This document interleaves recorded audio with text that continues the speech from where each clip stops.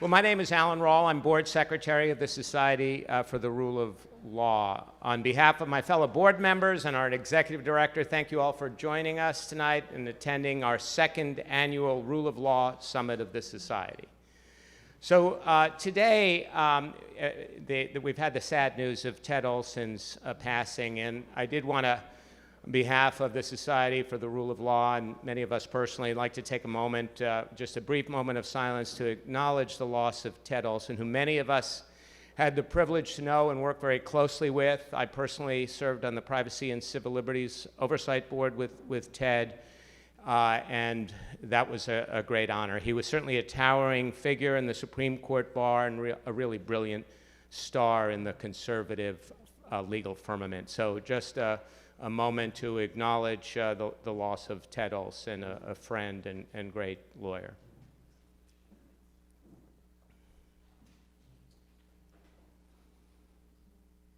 Thank you.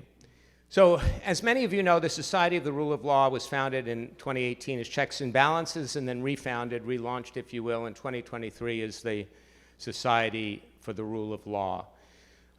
We are a group of conservative and center-right lawyers, legal scholars, and students and others dedicated to defend democracy and the Constitution, regardless of party affiliation and who is in power. We were wondering whether in 2024 at this juncture we would still have enough to talk about. I don't know. What do you think?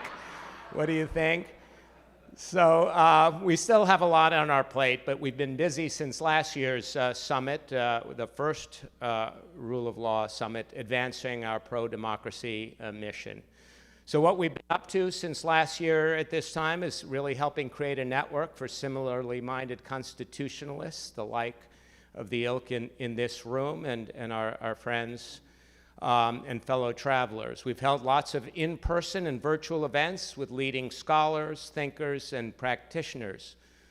Our numeraries and board members have signed on to briefs, have authored briefs, amicus briefs addressing insurrection, immunity, presidential authority, respect and protection for the judicial process and personnel, and numerous other matters. We fear that the need for such amicus briefs is not likely to taper off and disappear, so we'll be considering other opportunities and hope that many of you will join us in those endeavors.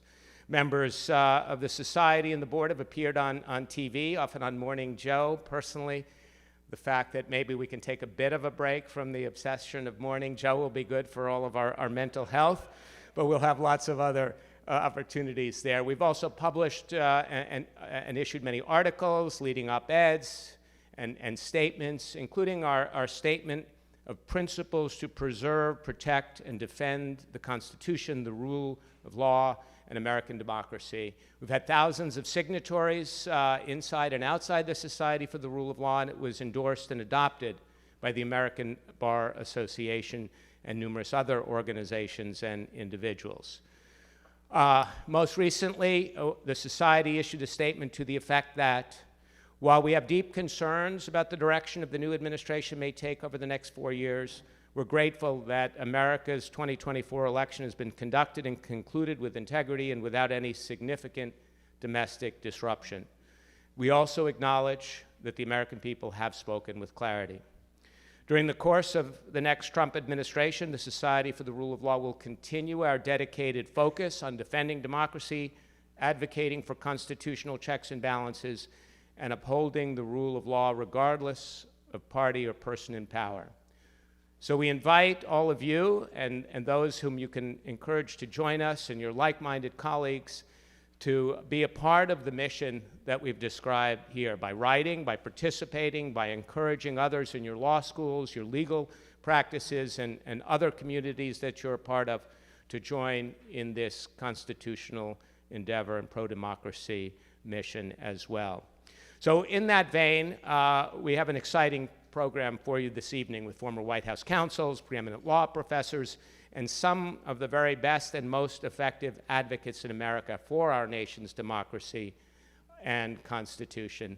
And again, I am quite confident that there may be many interesting topics to discuss this evening.